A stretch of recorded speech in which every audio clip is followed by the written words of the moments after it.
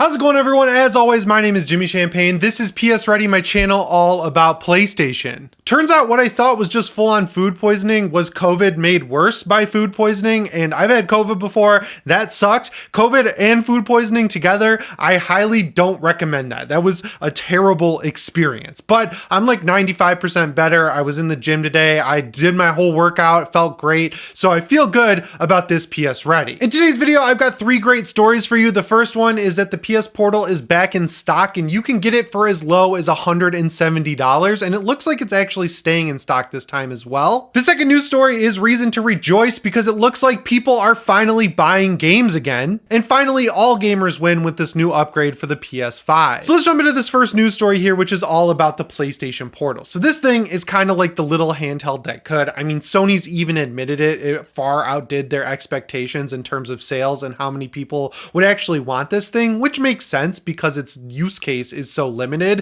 If you don't know, the PSPortal is a handheld that looks really good. It's basically like if you took an 8-inch tablet and then cut a DualSense in half and just taped them onto it. And it turns out when you take one of the best controllers ever made and put it on a pretty good 1080p screen that can play games over the cloud, it's a pretty decent experience overall. Now, for someone like me who has a Steam Deck OLED, it doesn't really serve any purpose, just because there's a great app for Steam Deck called Chiaki for Deck, which does the exact same thing as the PlayStation Portal. The only features you lose obviously are the DualSense features, which are great, but I'm on my Steam Deck so much that I don't want to trade that experience for having a dedicated handheld that costs around $200. But man, Sony's really putting in the work here to make me want one, because they fixed 2 major issues with it. The first one is that it was totally supply constrained. That really makes sense, not because chip shortages and all that stuff we were dealing with the PS5's launch, but really because they didn't know how many people would want this thing. So they probably only made a few of them for launch, saw the demand, and then put a whole lot more into production, which obviously takes a little bit of time. Getting it from China over here to America, that takes a little bit of time, but it looks like, just like with the PS5, the floodgates are open and it's available now. I saw this news story last week that it was available at Best Buy.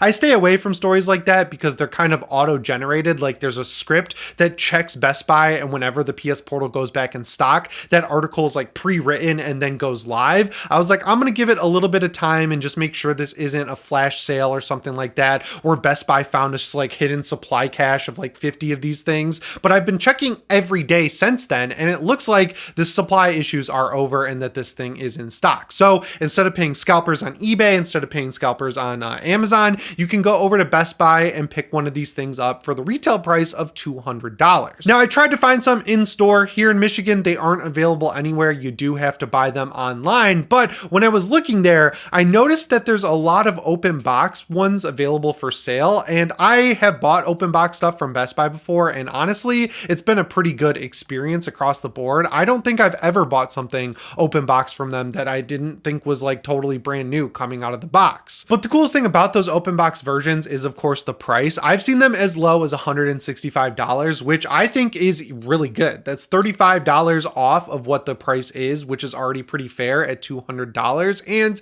this thing isn't super complex in how it works, right? Like, the processor in there isn't anything crazy. It's basically like an Android tablet. It has only 8 gigabytes of onboard storage, and the only thing it's meant to do is stream your PS5 games from your console to this handheld. The point is, there's not a lot internally that can really go wrong from someone abusing it during that 7-day return period. So yeah, if you're really on the fence like me, it might be worth going to your local Best Buy and checking to see if they have an open box unit available, because you get a good return policy on that. You could test it out for a week, see if it fits into your ecosystem and your lifestyle. And if it doesn't, no harm, no foul, returns are like totally a thing at Best Buy. So I think now is definitely the time to buy the PSPortal. But yeah, I'm glad Sony's got these supply constraints figured out, because there are a lot of games you could potentially play in it right now, like Final Fantasy VII Rebirth. I've heard that game's like 100 hours. I'm about 50 hours in and I'm over halfway through the game, so I don't know if I'm just making my way through it faster than most people, but I'm doing everything in the game. There just might be a roadblock later on.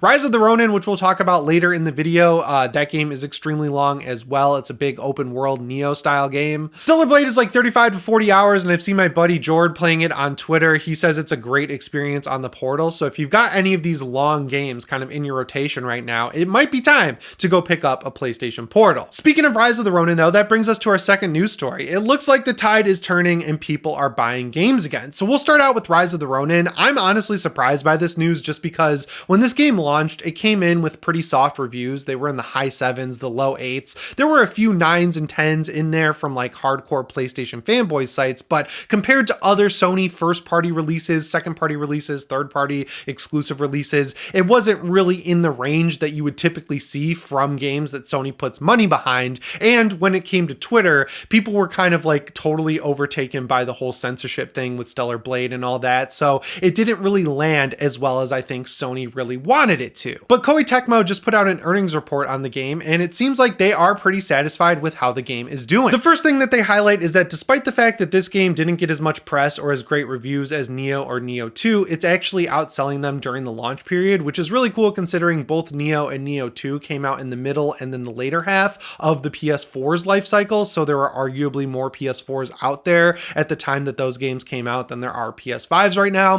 This is also a PS5 only release. So seeing a game that came out only on PS5 outsell the PS4 predecessors is really cool. That's what we kind of want to see here in this time and era where all we hear is that no one's buying games. We have to think outward with subscription services and everything like that. It just shows that if you bring something to the market that people actually want to play, they'll pick it up and play it. It might not be the level of like a Sony first party release, but there is room for these smaller releases to do well in the ecosystem. And just for context, as of October 2022, the Nioh series had sold like 7 million copies. So if you want to like do some math there, I guess you could say Nioh sold 3 million copies and then Nioh 2 sold 4 million, because I'm pretty sure Nioh 2 did better just because it eventually was available on more platforms. So if you compare that to Nioh 2, I feel like this game will easily hit its 5 million sales that they actually said that they want to hit with it. That's good because that means we'll get more deals like this going forward with Team Ninja and Sony, where they get that little bit of extra cash for development of their games. What I really hope is that they go back and fix the performance mode and the quality mode. When you play in quality mode, you do get a pretty hard lock 30 FPS, but it's very poorly frame paced. So when you pan the camera, you see a lot of jittering, or when you're using the wing glider to fly over the world, you'll see a lot of jittering as things kind of pop in. I'd like that to be smoothed out with a better frame rate limiter. And then of course, in the performance mode,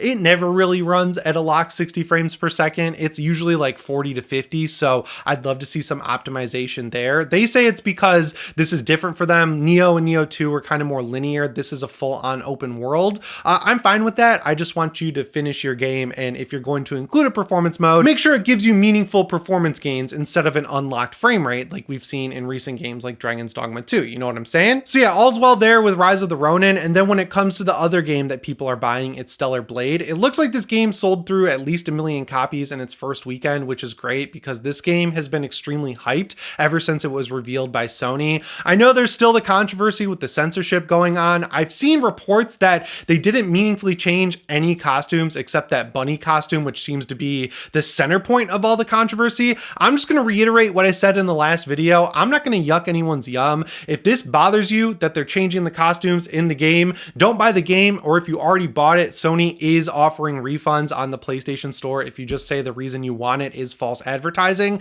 That's not necessarily what I would do, just because, you know, changing one costume in an entire game where you play as a super sexy lady, like, you know, it's what do you call it? It's like 6 in one hand, half dozen in the other to me. I did purchase the game. I haven't really had much time to play it because I've been catching up on work and everything from being sick. But my friend Dustin over at Sacred Symbols said the first half, he was just kind of liking it. He wasn't kind of sure about it. But then when he hit the middle point of the game, he really started to love it. And then he might platinum it. So if you want a quick review of the game, there you go. But yeah, it's nice to see games selling really well on PlayStation again. I don't know what happened with Final Fantasy VII Rebirth. The only thing I can think of really is that, you know, it's a sequel to a game called Final Fantasy VII Remake. I'd assume that a lot of the people who grew up playing Final Fantasy VII who bought Remake were going in thinking it would be the entire game, and then they were either like mad when it finished and it was just the Midgar section, or they just didn't finish the game because it has so much padding in it, and they were like, I'm checking out because I'm bored.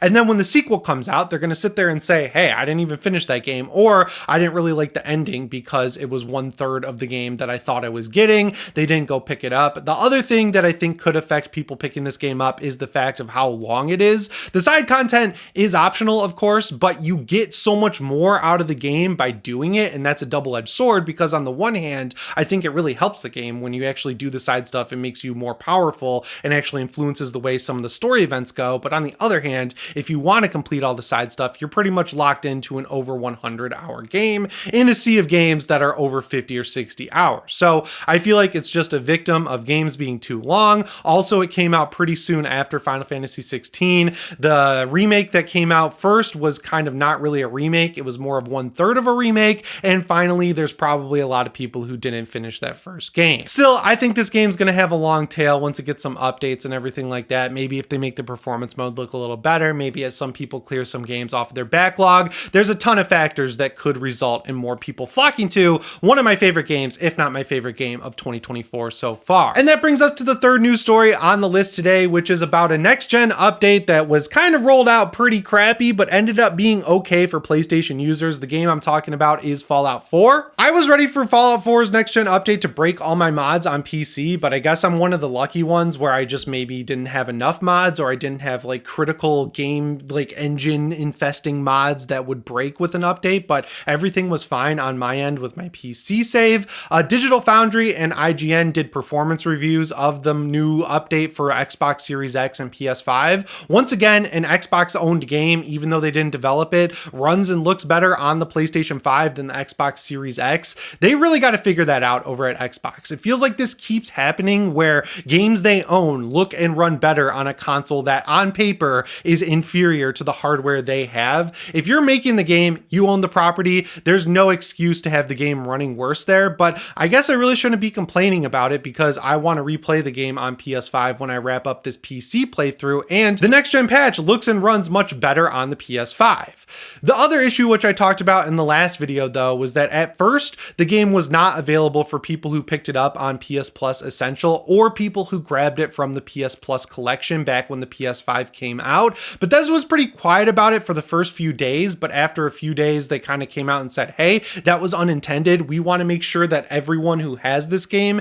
is able to upgrade their version of the game to get this patch. They updated it for the PS Plus Essential version that people had in their accounts pretty quickly, but just recently, I'm pretty sure today actually, they updated the game to make it work for PS Plus collection users. So no matter where you're playing the game, whether you bought it on disc, you bought it digitally, you got it on PS Plus Essential or Extra, or you got it on PS Plus Collection, you will get this free next-gen update that unlocks a pretty damn good 60 FPS mode and a higher resolution. The coolest thing about the quality mode is that it's not a hard lock 30 FPS, it actually targets 60 FPS, you might just see some frame drops, so it's good to see that this almost 10-year-old game is looking and running as it should on PS5 consoles. Hopefully they can figure it out with Xbox. And then sticking with Bethesda news, I'm just going to tell you guys about Starfield updates now because I'm like totally convinced this game's coming to PS5 later this year. One of the biggest features that was missing was 60 FPS mode, and then the other biggest feature was having maps for the cities. They just announced the May update for the game today, and both of those features are included now. If you're playing the game on PC, you can try out the update in beta right now. I'm going to try it out tonight because those are two features I've really been missing, and they said they're working on a rover for